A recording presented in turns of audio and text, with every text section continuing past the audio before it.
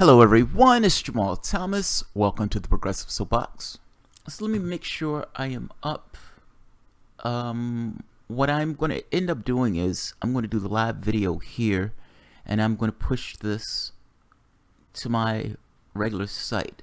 If someone sees this video, and they come to this video and they don't necessarily know I have another site, my original site is Jamal Thomas, Jamarl space Thomas. That's where all of my content is, and that's where this video is going to live after I finish this. So first, welcome to this particular channel. So I'm doing this video on this channel because YouTube undermined my rights, or not my rights, but they undermined my ability to live stream on the other channel because they didn't necessarily like one of my videos going after the Russia Gate nonsense, the Russia Gate narrative. I've appealed this decision, and so hopefully on appeal they would allow me to do live streaming again on my regular channel. But it's a corporate power. It's, for all intents and purposes, you have no rights, even though you yourself are the ones who are putting your videos up on YouTube. So this, this kind of totalitarian system in regards to this kind of private interest or private corporate interest. So for the time being, my live videos will be here. So please subscribe and please hit the notification, because every so often and every day I'm still going to do these around between 5 and 6 every day.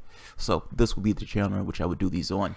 At some point when I get 1,000 subscribers on this channel, I'll be able to do super chats again, but in a time frame I'm not going to be able to do those either. So if you're so inclined, if you enjoy the content, if you like, and if under normal circumstances you would give like super cash or something like that, please consider giving through PayPal or through Patreon itself. So now that part's out the way, one of the items, and let me make sure my sound is what it's supposed to be also while I'm doing announcements. And perfect, good. So one of the key distinctions in the last campaign, or one of the things that I gave Trump credit on, because I actually thought it was a good thing, had to do with the Trans-Pacific Partnership. Now, I've done multiple videos on this, so I'm not necessarily going to go too far into it, but ultimately this was a trade deal that sewed up around 40-some-odd% of the world trade, creating this kind of us versus them between the United States and the people who are going to be part of the trade pact, this transatlantic trade deal, China and Russia, us versus them. Now, the United States made this argument, and many of these other countries make the argument that this allows them to counter China's economic strength and economic domination in regards to the world's market. Here's the catch. There's not really an issue in the sense of if you want to trade with your neighbors, or if you want to trade with other countries. The issue here is that this is somewhat of a corporate giveaway. That the people who are in the room writing this were corporations. It wasn't you and me. We didn't have advocates in that room writing this deal, signing this deal. This was a workaround in order to get around environmental regulation, workers' protections, workers' rights, all of these things. This is a corporate giveaway. You also have this aspect of the deal that would allow the undermining of the sovereignty of the United States government, where we would have to change our laws. We could literally be liable to pay corporations, multinational corporations, and we adversely affect their profits through some kind of law or regulation or policy that we take as the United States government. And it will be unchallenged by our courts, meaning the United States courts itself could not touch the laws that this tribunal would make. This is a big fucking deal. And it was one of those things that was personally, I took it as to be a deal breaker. Not just a deal breaker. I gave Donald Trump, as detestable as a human being I think Donald Trump is, I gave Donald Trump credit when he got rid of the Trans-Pacific Partnership. He said he was going to do it, and one of the first things he did on his campaign trail was put a bullet in the Trans-Pacific Partnership. Maybe not so much. This came out today, or yesterday, well, a couple of days ago. Bond villain Steve Mnuchin says Trump is willing to negotiate the United States' return to the Trans-Pacific Partnership. Now, this is mind-blowing if this is true. because this was a major focal point on his campaign. At the exact same time that Obama was running through the country screaming that he was going to get the Trans-Pacific Partnership passed, and he didn't care one iota what the public thought, what the public wanted on this. I don't care. I'm a lame duck president, and I'm still going to get this passed, even though I was completely checked out of the process for all this other stuff. I got $1 billion to run in that election. I am going to give back to my corporate donors and my corporate benefactors at the expense of the public. Fuck the American public. Hillary Clinton was trying to distance herself from this after being all on board supporting this up to that point. Meaning the moment that she realized, holy shit, I need to get through the primaries, and Bernie Sanders is against this, and Donald Trump is against this, and now this is somewhat of a political liability, all of a sudden she was against it, despite supporting it like 40-something times. And even when you look at her emails, the WikiLeaks thing, this idea of trying to find a pathway to get back to the Trans-Pacific Partnership. I didn't believe one iota that Hillary Clinton didn't believe in the Trans-Pacific Partnership. And the reason I didn't, because she had she's a corporate candidate, let's be honest. And in one situation after the next, she was supporting this particular policy. She was out there stomping for this particular policy. It was only at the end of the process that she changed her mind on it when it became somewhat of a political liability. Trump on this case was relatively consistent on this whole America First thing, whatever the hell that means. And going beyond this quote-unquote America First thing to, I'm going to redo NAFTA. I'm going to redo NAFTA if I get the chance. Now, he lied on that. He didn't redo NAFTA.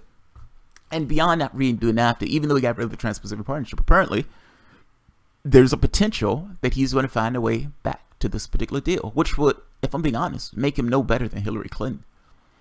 I mean, my biggest issue was, not the biggest issue, but one of my points was, Hillary Clinton may say she's against it now, but at the point where she gets in office, she's going to say, I reworked it, I changed it, I made it better, and now we're going to go back into it.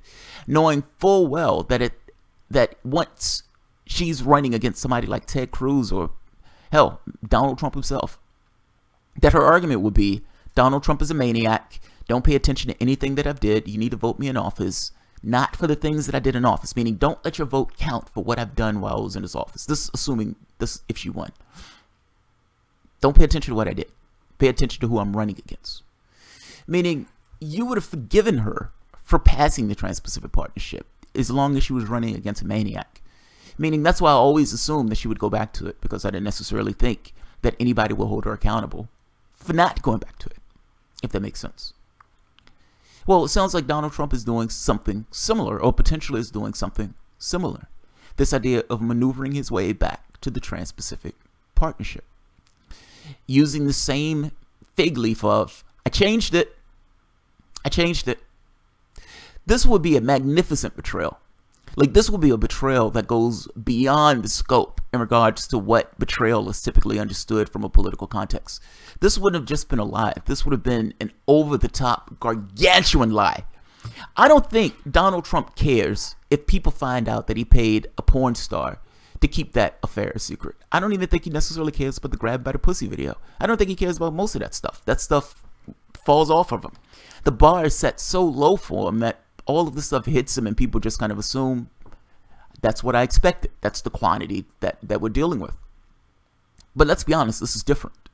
This is a complete and utter betrayal. This is literally him looking at his base and telling his base, you guys can go fuck yourself. I'm being paid off. I'm going along with it. I'm going along with it. This would be a magnificent betrayal.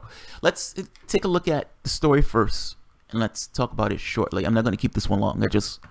I thought this was a big deal, and I just saw this. U.S. Treasury Secretary Steve Mnuchin said Tuesday he has begun to have very high-level conversations on the Trans-Pacific Partnership, and rejoining the Regional Trade Pact is an option for President Donald Trump. Trump repeatedly attacked the TPP on the campaign trail and pulled the United States out of it soon after he took office early last year. However, last month he expressed openness to rejoining it if the terms were improved. Mnuchin told the U.S. Chamber of Commerce in Washington that this is significant. He's willing to negotiate, Mnuchin said. Whether we do multilateral or we consider going back to the TPP, again, that's something that's on the table. That's massive. That's amazing. That's amazing. I have to be honest. I will be shocked by that. I will be shocked by that. It was too much of a centerpiece. It's too much of a centerpiece. What I will say, though, is if Trump goes back to this, if he goes back to this, then the Trump supporters need to have a come to Jesus moment. In the same way that Obama supporters allowed an entire term before they said, wait a minute, maybe this guy isn't what we actually think this guy is. Maybe this guy is saying things that he's not necessarily living up to. And all of us saying that this is 4-dimensional chess and this is 10-dimensional chess, and he's all... None of that stuff was true. For all intents and purposes, he was a corporate Democrat that, by his own estimate, would be somewhat of a conservative. It's just so happened that the Democratic Party has moved so far to the right in their obsequiousness to corporate influence that they call that Democrats, or they call it the left. My point to this is, in the same way that lefties had to come to this kind of realization that Obama wasn't what they thought Obama was, I would say the same thing needs to be true for you. If this takes place, meaning if Donald Trump goes back on his word, if he completely lies on this particular point, and like I said, I think people believe he lies on all sorts of points, but this is fundamentally different. This seems to be fundamentally different. This is a big, massive policy thing that he would have said one thing on and did the complete opposite against. Regardless of the fig leaf of I changed it, that doesn't really matter.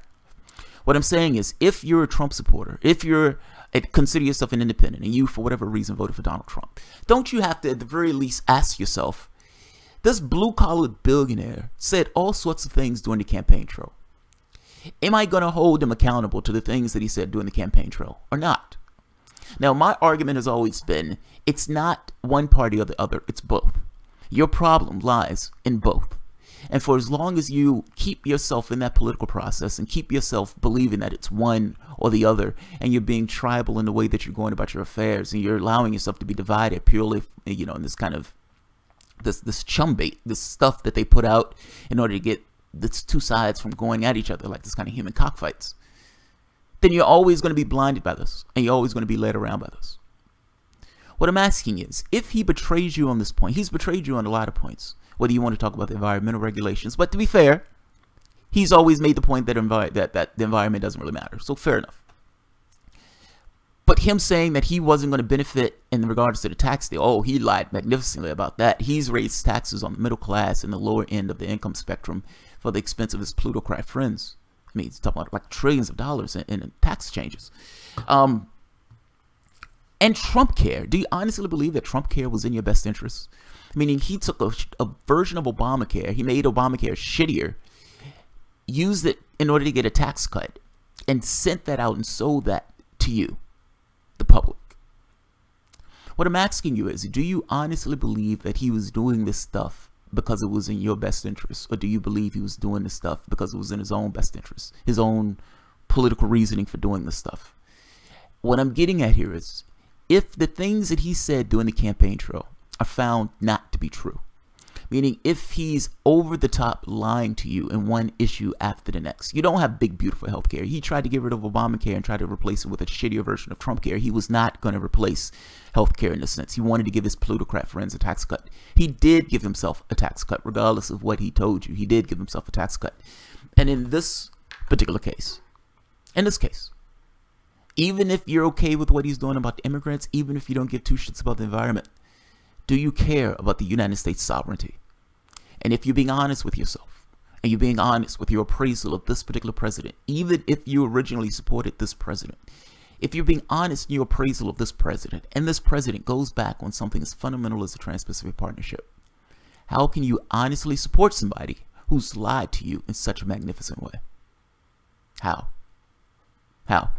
In the same way that Obama was perfectly willing to undermine democracy, or undermine this idea of representative government by selling us out to corporate interests, the globalists, Donald Trump is willing to do the exact same thing. Potentially, we'll see how this goes through. But the fact that he's willing to have these conversations after hitting it so hard on the campaign trail is troubling at best.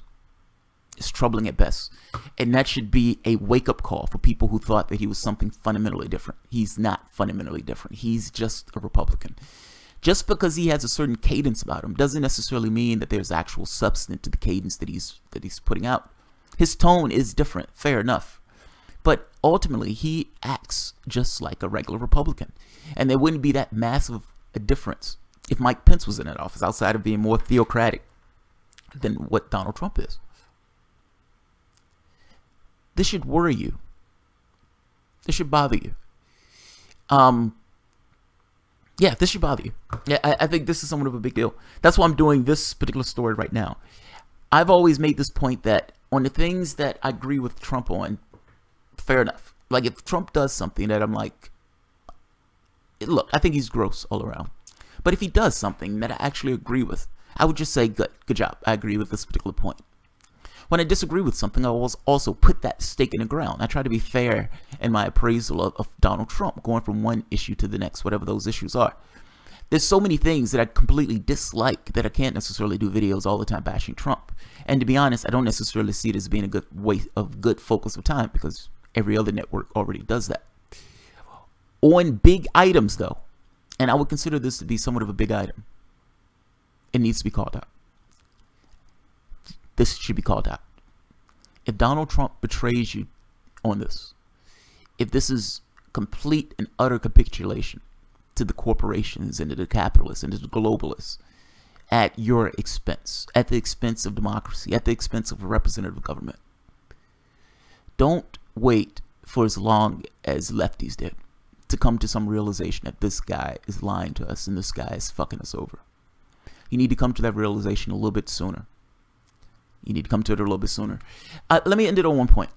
What takes place in regards to American politics is somewhat of a meta-narrative for the overarching society itself. It's almost like these things become like the politicians are avatars of this particular meta-narrative. Ultimately, this stuff boils down to class struggles. And the question that's being asked, the overarching question really that's being asked in regards to American politics, regardless of the issue that they're talking about, regardless of the back and forth, regardless of the specific issues, meaning if you can go in and you can look at a tree in a particular forest, but I'm talking about in this point the forest, the overall general idea is really an argument or really a question between what plutocrats are willing to give versus what the people are willing to accept. And the political point, or that sweet spot, is the meeting of those two things. So you have a political system that's ensconced in cash. Being ensconced in cash, you have both parties that are completely obsequious to that cash because both parties depend on that to get elected. Now, the Republican parties are just outright, they've always been in the camp of plutocrats on this case. Democrats, however, this became somewhat of a more recent phenomenon, at the very least over the top, in the over-the-top way that it's been going about for the last 20, 30 years. You have two plutocrats, or two parties that are funded by plutocrats, that runs on plutocrats. Now, in this, Republicans are more straightforward on this. Democrats, not so much, because Democrats have a legacy going back to like the FDRs that is somewhat against this particular narrative, meaning they have to go against their philosophical basis in order to do some of the things that they do when they get into their office. The question that usually comes up when these things are talked about, meaning public health, healthcare system like Medicare for all, like a single payer, whether you're talking about school, whether you're talking about some kind of stipend or universal basic income, whether you're talking about guaranteed job, whatever. When you're having these conversations, the conversations that's really taking place is, what is the public willing to accept? Now, whether you're talking about protests, whether you're talking about setting shit on fire, whether you're talking about burning stuff down, whether you're talking about yanking yourself out of the political process, whatever means of resistance that the public is willing to put up when it gets to that point where it's too much, where the public says not doing anything, the incentive for action becomes greater than just sitting pat. The advantages of just not doing anything have fallen by the wayside, meaning doing something becomes incentivized. That's what I'm trying to get at.